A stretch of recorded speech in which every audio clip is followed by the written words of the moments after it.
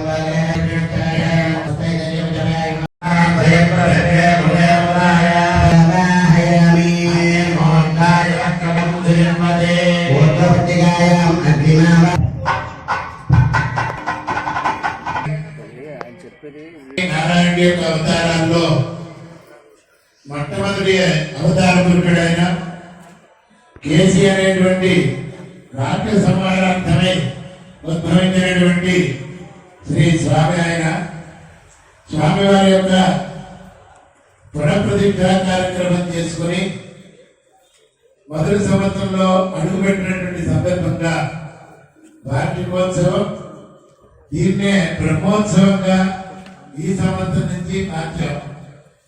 బ్రహ్మగారి చేత నిర్దేశింపబడింది కనుక బ్రహ్మోత్సవాన్ని చెప్పబడుతుంది. మనం ఏదైనా చాలా ఆనందంగా అక్కడ చాలా ఎక్కువగా ఉన్నప్పుడు మనం దాన్ని ఎలా వర్ణించాలో మనం తెలియదు. అక్కడ పిండి వంటలు కానీ లేకపోతే చాలా ఉండే ఏదైనా బాగుండే దాన్ని ఎలా చెప్పాలి అంటే చాలా బ్రహ్మాండంగా ఉంది అంటే బ్రహ్మగారి చేత కూడా వర్ణింపలేనటువంటి ఉత్సవం ఇది బ్రహ్మోత్సవం అంటే స్వామివారికి విశేషంగా చేసేటువంటి ఉత్సవం కనుక ఉత్కృష్టమైనటువంటి కార్యక్రమం దీన్ని ఉత్సవం అంటారు. అటువంటి బ్రహ్మోత్సవాలు ఇవాళ నుంచి మనం ప్రారంభించుకున్నాం. ఉదయం మనం దీక్షాధారణ చేసి కార్యక్రమం చేయడానికి మనం అర్హత సంపాదించుకుంటే సాయంకాలం ఇవాళ అంకురార్పణతోటి కార్యక్రమాలు ప్రారంభించబడతాయి. ఈ అంకురార్పణలో అక్కడ ముందుగా దానికి మహీ పూజ అని పుట్టమట్టి తీసుకొచ్చాక భూదేవిగా అర్చన చేసి పూజా కార్యక్రమం భూమాత యొక్క అనుగ్రహం కావాలని మనం ఏదైనా సరే భూమాకరణ శక్తితోనే మనం అందరం కూడా నివసిస్తున్నాం. భూమిచ్చినటువంటి పంటలు పాడి అన్ని కూడా పంచభూతాలకి భూమి ద్వారానే ఉద్భవిస్తాయి కనుక దాని యొక్క ఆధారంగా మనం ఉన్నాం కనుక మొట్టమొదటిగా పూజ చేయాలి భూమాత. అంచేత భూమాత యొక్క పూజా కార్యక్రమం చేసుకుని అగ్ని ప్రతిష్టాపన దేవతలందరికీ కూడా ఆహారం ఇవ్వడానికి ఈ 3 రోజులు అగ్ని ప్రతిష్టాపన అనేటువంటి కార్యక్రమాన్ని ఆచార్యులు దానికి లౌకికాగ్ని మదనాగ్ని సౌరాగ్ని ఒక భూతత్వం ద్వారా దూది మీదకి సూర్యుడు యొక్క కాంతి ప్రసరింపజేస్తే రాసుకున్న దూది అలాగే అగ్గిపెట్టి ద్వారా మనం లౌకికాగ్ని కర్ర రపాడించి దాని ద్వారా ఉత్పన్నమైనటువంటి అగ్నిహోత్రుడిని అగ్ని ప్రతిష్టాపన చేయడానికి ఆచార్యుడు సంసిద్ధే ఉన్నాడు. భగవంతుడు అంతగా వ్యాపించి ఉన్నాడు అనేటువంటి దానికి ప్రధానమైనటువంటిది చాలా నమ్మకం, చాలా ప్రధానం.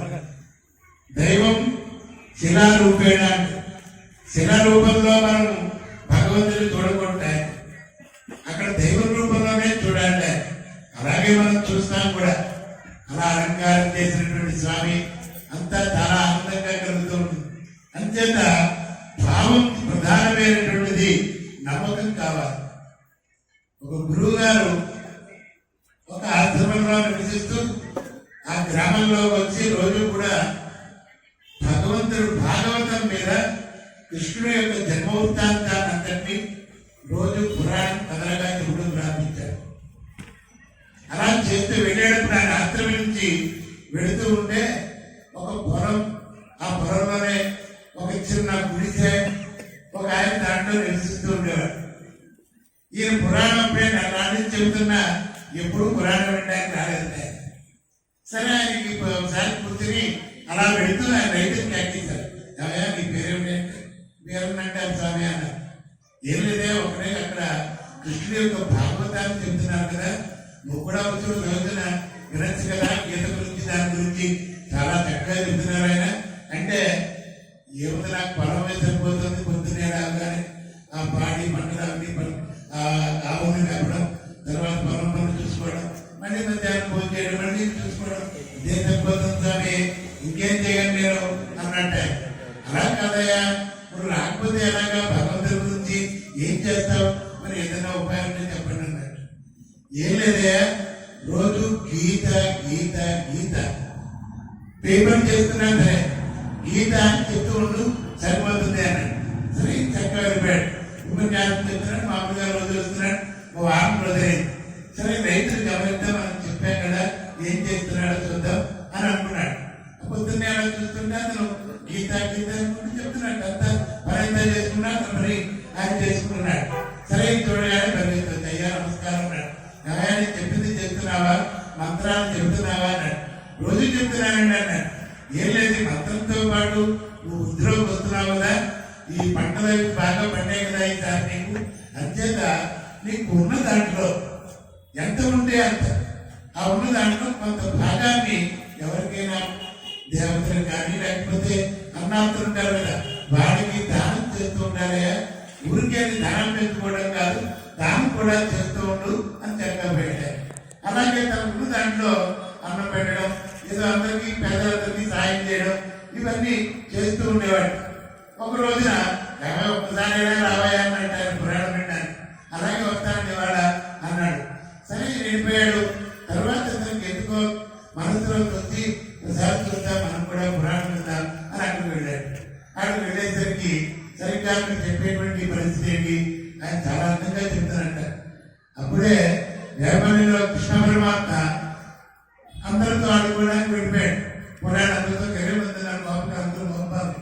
వాళ్ళందరితో కూర్చుని ఆడిన తర్వాత మధ్యాహ్నం వేళ అయిందిట. కృష్ణయ్య నాకు కన్నయ్య ఆకలిస్తూ ఏదైనా పెట్టయ్యా అన్నట్టు వాళ్ళందరూ రండి తీసుకెళ్తానని చెప్పి వీళ్ళందరినీ ఊళ్ళో తీసుకొచ్చి చూరుకుంటాడా. ఒక్కొక్క ఇంట్లో వెళ్ళడం, ఆ వెనకుండా తీసుకొచ్చేయడం, అందరికీ పనిచేయడం. అలా పనిచేస్తున్నాడు. మొత్తం అందరికి తీస్తున్నాడు ఆ కుండలతో పాటుగా. సరిగ్గా వీళ్ళంటే వచ్చాడు. అక్కడ వచ్చేటానికి వీళ్ళందరూ గొప్ప అందరూ ఆ ఇళ్ళ వారు ఆడాలందరూ కూడా అమ్మా వెనంతా కూడా తీసుకుపోయాడు. రేపు పొద్దున మేము ఎలా బతుకమ్మా ఇలా చేస్తున్నాడని చెప్పి ఫిర్యాదు చేయడానికి ఇచ్చాడు. అప్పుడు వచ్చి తగ్గుతున్నాడు. ఇదంతా విని చాలా కోపం వచ్చింది. ఆ యశోదాది బాబు వచ్చి ఇలా నాన్న చేమి వేసి లోపలికి బయటికి తీసుకొచ్చి ఇన్నాక గౌతు జారిపోయాడు. అక్కడి నుంచి పరిగెట్టడం ప్రారంభించాడు. వీడంతా పరిగెత్తినా తగ్గట్లేదు. ఆయన మహానుభావుడు పరమాత్మ అయినా సరే ఈ జీవాత్మ పరిగెడుతూనే ఉంది ఆయన. ఆఖరికి ఆయాసం వచ్చి కన్నయ్య దొరకవా అంటే దగ్గర వెళ్తున్నాడు. గౌతును పట్టుకుని పెద్ద తాడు తీసుకొచ్చి ఇలా నడుము గట్టిగా ముడేస్తుంది. ఇలా ముడేస్తోంది అని చెప్పగానే ఈ రైతుకి ఒక్కసారి అమ్మా యశోదమ్మ అన్నట్ట పైకి ఈ రైతు యశోదమ్మ ఏంటమ్మా తండ్రి పిల్లాడు కదా అంత గట్టిగా తాడు చేస్తున్నావు, నడుము మురిసిపోదా, ఎంత చేస్తేనే అంతలా చూపిస్తావా నువ్వు అంటున్నట్టు రైతు. వీళ్ళందరూ విచిత్రంగా చూస్తారు. పక్కన అందరూ కూడా వీళ్ళందరూ కూడా అలాగే అంటుంటే ఆ కృష్ణతో ఉన్నట్టు అన్నయ్య కృష్ణ కన్నయ్య నువ్వు కూడా ఎంత చేస్తావా అమ్మని ఎందుకు వినిపిస్తావు అంటున్నాడు. మళ్ళా సరే మళ్ళా వదిలిపెట్టమ్మా అన్నాడు. వీళ్ళందరూ విచిత్రంగా చూస్తుంటే ప్రాణం చెప్పేటువంటి ఈ కేసు చూసి గబగబా కేసు వచ్చి పైకి రేపి ఎంత దృష్టవంతుడా పైకి వచ్చి పైకి చెప్తున్నాడ. ఎంత దృష్టవంతుడైనా నేనంతా పురాణం చెప్తున్నాను, మీరందరూ వింటున్నారు. ఎప్పుడైనా ఆ యశోదని కృష్ణుడిని చూసారా? మనం ఎప్పుడు చూడాలి, వింటేనే తప్ప పరమాత్మ అక్కడ ఉన్నాడు, యశోద కట్టేస్తుంది. ఆ మహానుభావుడు చూశాడు. ఎంత ఆనందం అంటే కృష్ణుడు కూడా మనం తలుచుకుంటే పరమాత్మ నమ్మకం మీద ఎదురుకుండానే కనబడతాడు తెర అనేటువంటి సినిమా మీద. అంతే అంతరా చూడాలి భగవంతుడి అని చెప్తారంట.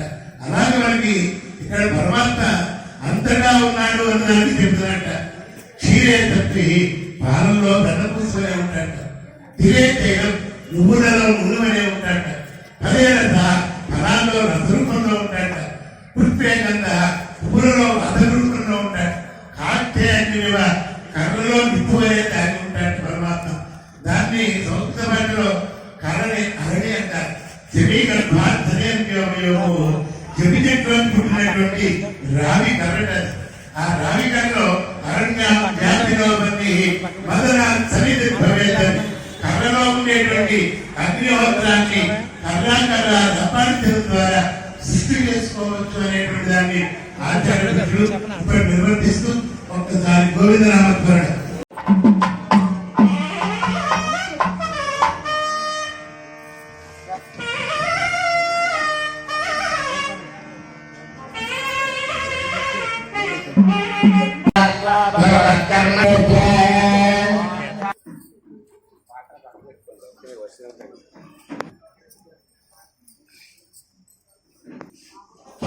గోవిందా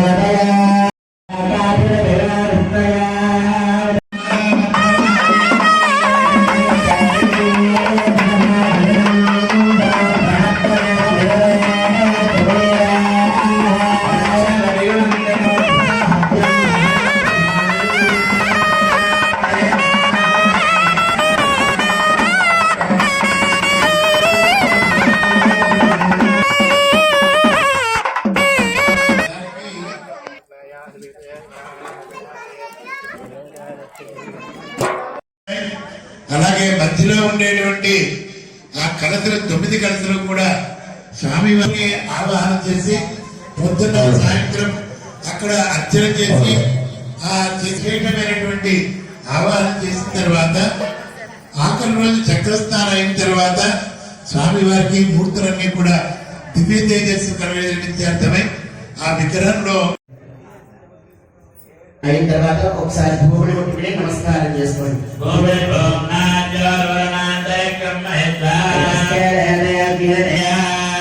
వస్త్రాన్ని ముట్టుకోండి.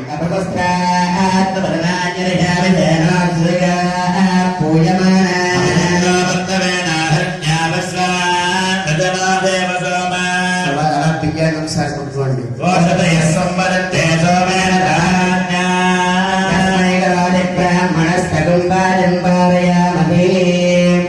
ఇక్కడ నుంచి ఒక్కొక్కటి ఆవాహన చెప్పే క్రమంలో చేస్తూ ఉండాలి. చిల్లర పైసా అక్షతలు మగవారికి ఇస్తూ ఉంటే ఏ ఏ స్థానాల్లో అయితే ఆవాహన చెప్పినప్పుడల్లా ఉంటారు.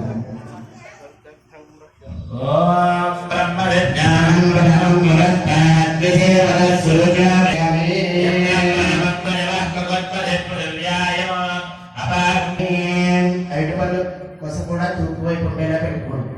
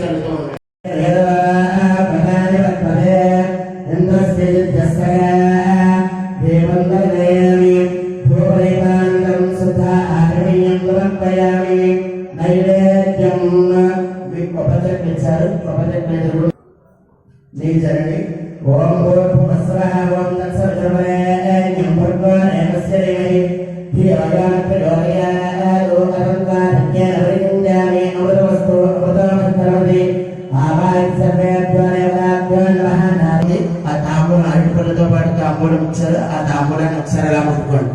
విచక్రమే హృదయమేషయేతాం క్షేత్రాయ విష్ణుర్మణికేరాజ్యంత ప్రభాతో అత్యకేర యోజనాత వృక్షితకం సుధనిమాచకార తాంబూలం సమర్పయ నాగై స్త్రియా పరిపాలయ సంప్రాజన్య విరాజన్య శ్రీరస్తు సమస్తమంగళాని భవంతు నిత్యం శుద్ధాచమయం సమర్పయామి గోవింద. ఓం తద్బ్రహ్మ ఓం తద్వాయుః ఓం తదాత్మ ఓం తత్పురుషాయ నమః.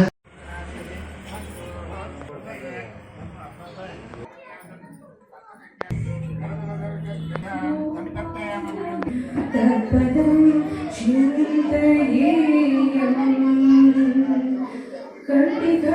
घटिघटितमेखला भावना शोभितपदं निरतकरकरिता नवनीतं ब्रह्मादि सुरनिकर भावना शोभितपदम् तिरुवेङ्कटाचलस्थितम् अनुपमं हरिं मायावि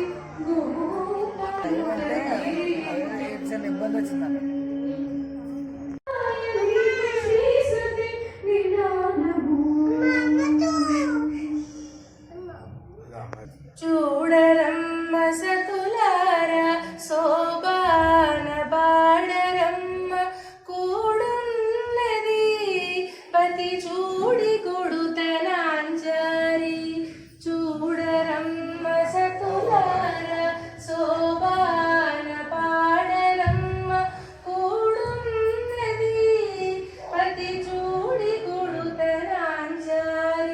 శోభాలి శోభాలి శోభాలి శోభాలి శ్రీ మహాలక్ష్మియట సింగారాలకే మరులు కాముని తల్లియట చక్కదనాలకే మరుదు సోమునితో బొట్టువట సొంపు కళలకే మరుదు కోమలాంగి ఈ చూడి కొడుతనాంచారి చూడరమ్మ సతులార శోభాన పాడరమ్మ కూడున్నది పతి చూడి కొడుతనాంచారి కలశాబ్ది కూతురట గంభీరాలకే మరుదు తలపలోకమాతయట దయమరియే మరుదు జలజ నివాసినియట చల్లదనమే మరుదు కొలది మీరా ఈ చూడి కొడుతనాంచరి చూడరమ్మ సతులార శోభాన పాడరమ్మ కూడున్నది పతి చూడి కొడుతనాంచారి అమరవందితయట అట్టే మహిమయే మరుదు అమృతము చుట్టమట ఆనందాలకే మరుదు తమితో శ్రీ వెంకటేశు తానే వచ్చి పెండ్లాడే కొమెర వయసు ఈ చూడి కొడుతనాంచారి చూడరమ్మ సతులార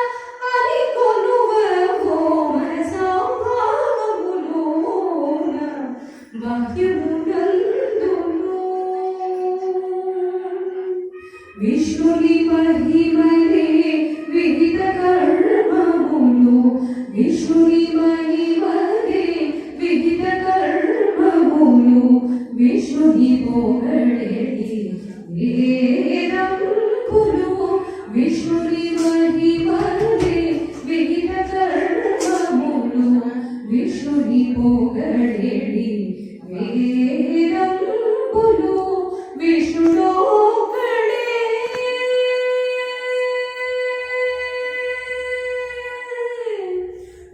విష్ణుడొక్కడే విశ్వంతరాత్ముడు విష్ణుడొక్కడే విశ్వంతరాత్ముడు విష్ణువై వేదకలో మనసా విష్ణువై వేదకలో మనసా భావులోన భాగ్యమునందును గోవింద గోవింద అని కొలువవో మనసా భావములోన భాగ్యమునందును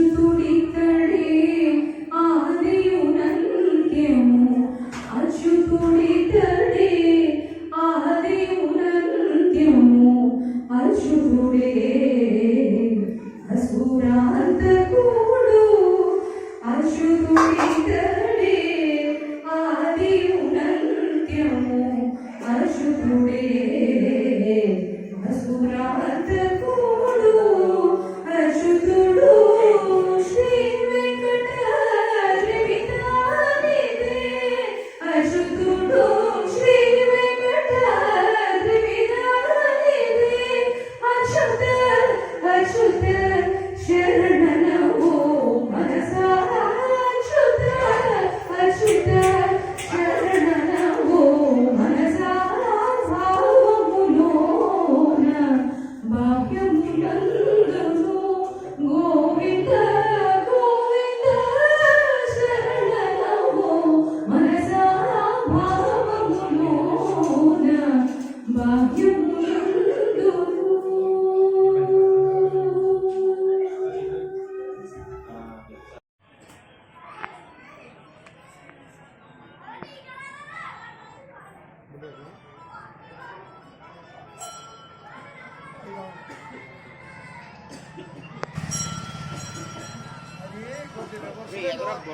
భవసమారయామి భవయే శుభమావారయామి తద్దే ఇంద్రమావారయామి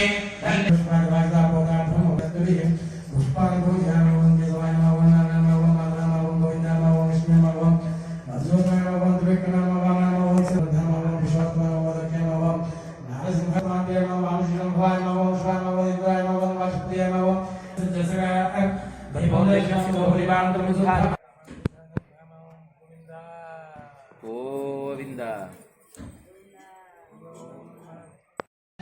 పురత్రాదే మనతాం వెట్టనం జగతః సదందభ్యా ఆవే నమస్త ధైర్యాది దేవతాః సత్యలోకః నివాసినః సర్వే రక్షకాః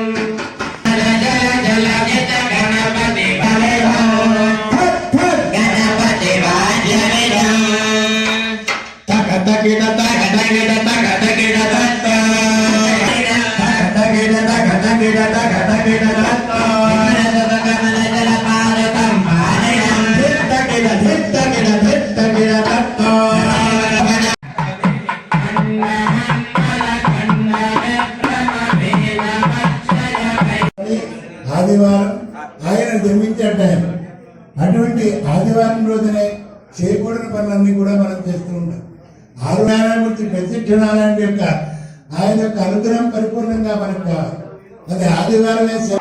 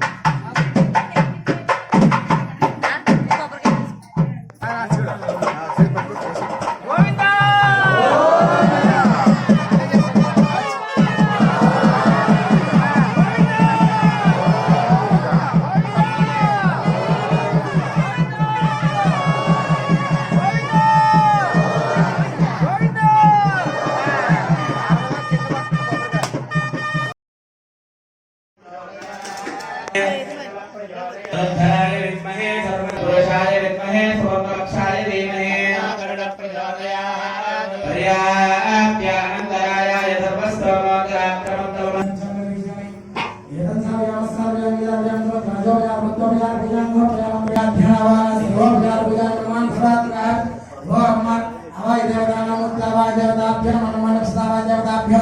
सुप्रीता सुपन्नो वरदो भवन्तु गोविन्दा